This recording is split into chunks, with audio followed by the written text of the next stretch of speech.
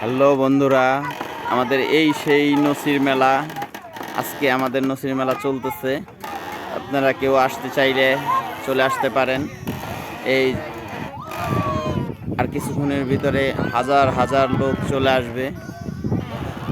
এই মেলায় লক্ষ লক্ষ লোক হয়, একদিনের মেলা। আপনারা চাইলে চলে আসতে পারেন।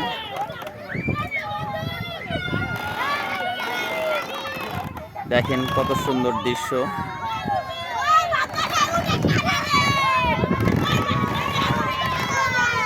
আমাদের এই মেলাতে।